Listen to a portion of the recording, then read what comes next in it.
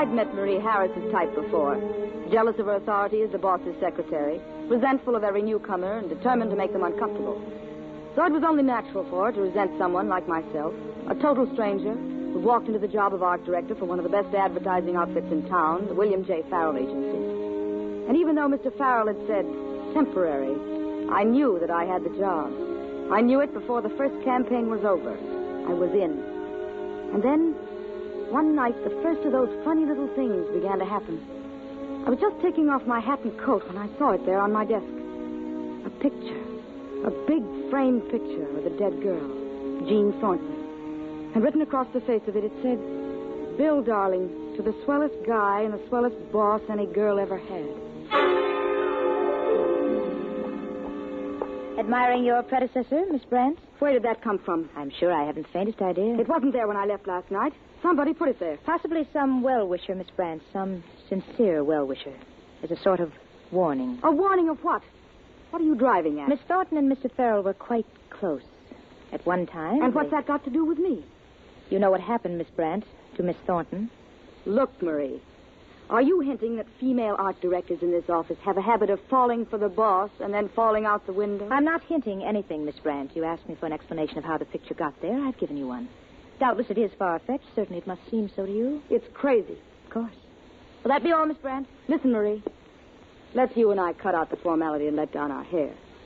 Is there anything around here that I, ought to know?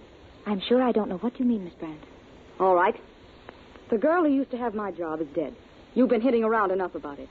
Is there anything that you know that I don't? Now, is that plain enough? Quite. I can only say that I have not hinted at anything.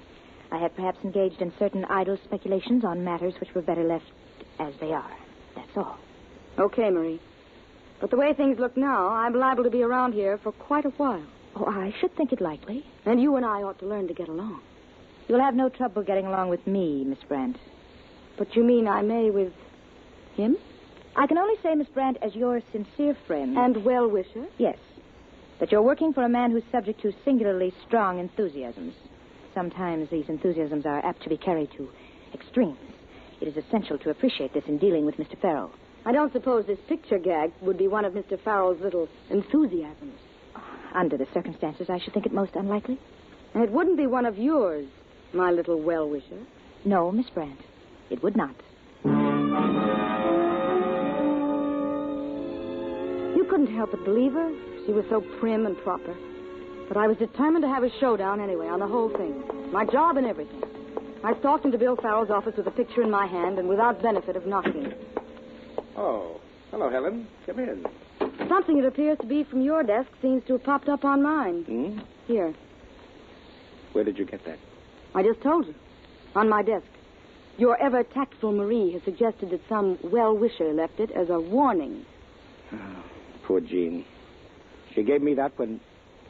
That explanation still seems to leave several questions unanswered, Mr. Farrell. Look, Helen, you'll hear a lot of funny things in this office, like any other office. But take my word for it, they don't mean a thing. Just do your job the way you've been doing it, and you'll be all right. How right is that? You like the job, don't you? I like the work. I haven't got the job. Do you want it? What do you think? Well, you've certainly earned it, Helen. Will you stop beating around the bush? Am I the new art director of the William J. Farrell Agency or not? All right, you are. You are hereby officially the new art director of the William J. Farrell Agency. From this day forward until... Until what? As long as you want the job, Helen. Until death do us part, is what he'd started to say.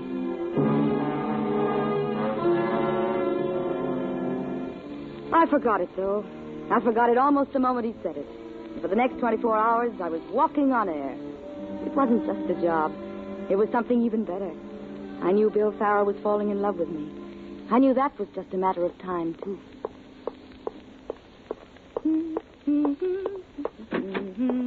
Morning, Marie. Mr. Farrell in? Not yet, Miss Brandt. I wish you wouldn't be so formal with me, Marie. Everybody calls everybody else by their first names around here except you. I'm used to more conventional methods in most things, Miss Brandt. Okay. Let me know when he comes in, though, will you? I want to see him. Yes, Miss Brandt.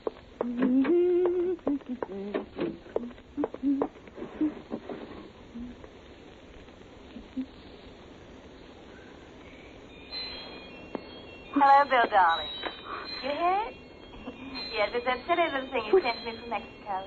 I got it just this morning, darling. And so I wanted to tell you how sweet it was. And thank you this way. Marie! This Christmas. Marie! Marie! Yes, Miss Brand. Marie, I just heard her voice. Whose voice, Miss Brand? Hers. Jean's. Miss Thornton.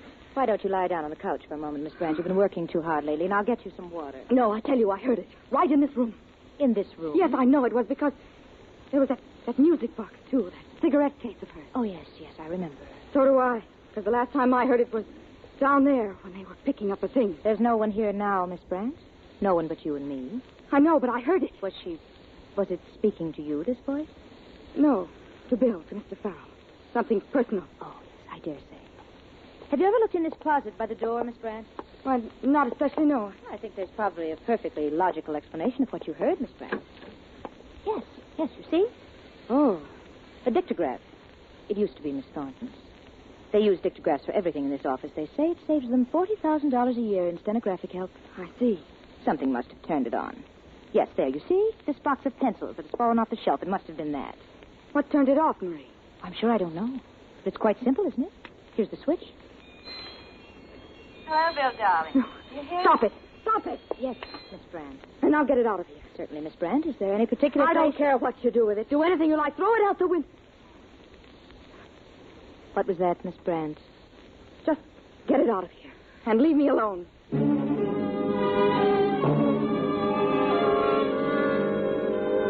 It was silly, I know that. It could have happened that way. It must have, just as Marie said. But all the time in the back of my mind was a lurking horror. A nameless thing that I felt hanging over that office and over me. Something about a girl who was dead. A girl who had plunged to her death from that same dark tower that was now my dark tower. Plunged screaming to her death only a few short weeks ago. The next night, I had to work late again to make up. I'd been out to supper, alone. I was conscious of the light still burning in Bill's office when I got back. I wasn't particularly anxious to see him just then. To be truthful, I was avoiding him, I suppose. I'd been in my office about an hour and a half when the phone rang. I thought it was strange because I was certain that I'd asked to have my night line disconnected. Out of habit, I picked it up to answer. Hello, Bill? Bill, is it you? Bill! Bill! What, Helen? What is it? Oh, Bill. Helen, darling. Here, tell me. Baby, what is it? What's happened? I heard her. Again. Heard who, dear? Jean Thornton. Jean?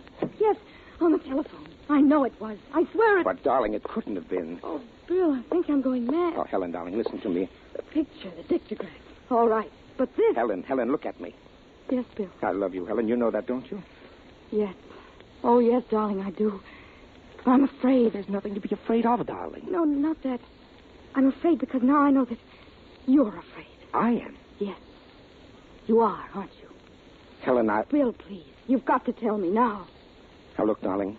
I'm in a jam. A bad jam, an awful bad jam. Yes, but must be. It's nothing that you have to worry about. It's nothing that isn't going to straighten itself out. It's nothing that I'm going to let affect us ever.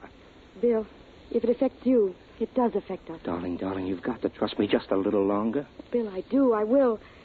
But it's about Jean, isn't it? Yes. Yes, it's about Jean. And it was.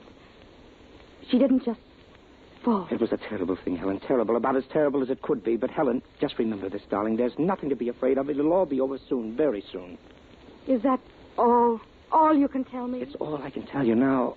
Oh, darling, I know what this is like for you, but please go home now and forget all about How it. can I forget about it? Well, try anyway. I've got some things to finish up here, and then I'll call for you, and we'll start making our plans. Oh, you will marry me, won't you, Helen? Oh, Bill. Yes. Then everything's all right. Go on now, go on. All right. Good night for now, my dearest. Good night.